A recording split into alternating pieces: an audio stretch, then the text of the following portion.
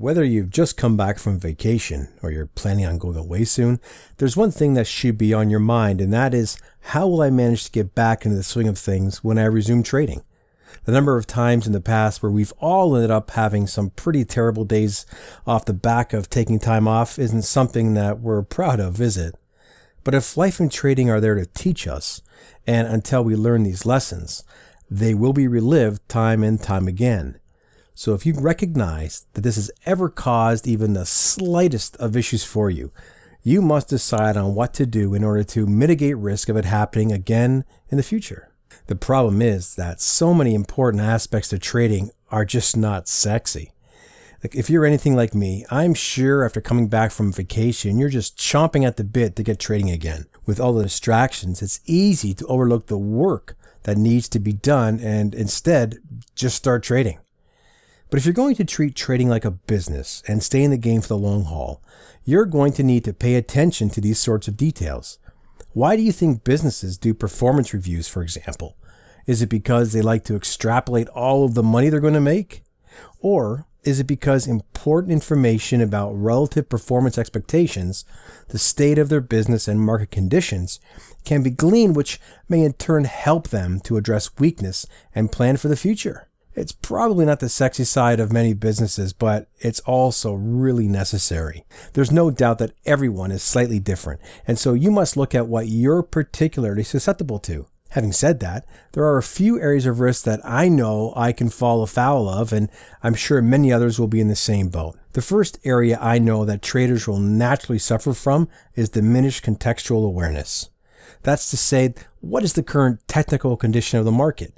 What fundamental events have taken place, and just what is the overall mood of the market? Next, I would put my routine and plan following up there. Some are much better than others at just picking up where they left off as far as how they approach trading, but for me, I'm at my best when I'm in an unbroken string of days where I can really get into the markets and build up some momentum to my performances. Finally, I'd say execution sharpness is potentially going to be an issue depending on how long you've been away for. It can really be simple as that. Now, after you understand what the potential issues can be, you need to be careful and diligent as you work your way back into things. Now, I'm not saying that you shouldn't trade or you should trade smaller, although this is an option, but if you're thorough in the way that you go about it, there shouldn't be a need for doing this. What you definitely should be doing, though, is going back a week or so before you left and just rerun your charts bar by bar until the day you got back. You can do this fairly quickly and just take notes on what you see. Look at the economic releases for those times and just check to see if there was any major news and how the market reacted. This can help you to get back in sync with the markets and how they're trading. Then I find it useful to just reread my trade plan.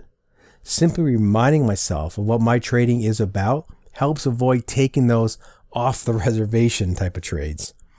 Taking special care in your preparation and logging your trades can help show you how effectively you're executing and following your plan. As far as sharpness and execution goes, there are a few things which could help. This could certainly be an argument for just going back to the idea of trading smaller for a short period until you're confident you're up to speed. Visualizing a number of different scenarios and how the trade happens from a mechanical perspective is another useful exercise.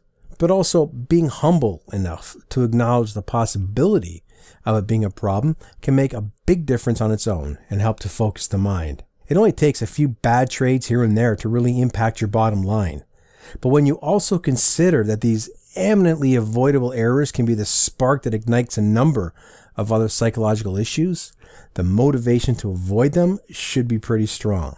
And in fact, the suggestions I've made for doing so can be good advice in general. Making sure you're doing things properly and maintaining quality control are always going to be important, although probably more so than ever when you just got back from vacation. Make sure that when you come back from vacation, you ready yourself for action and just don't leave your mind on the beach.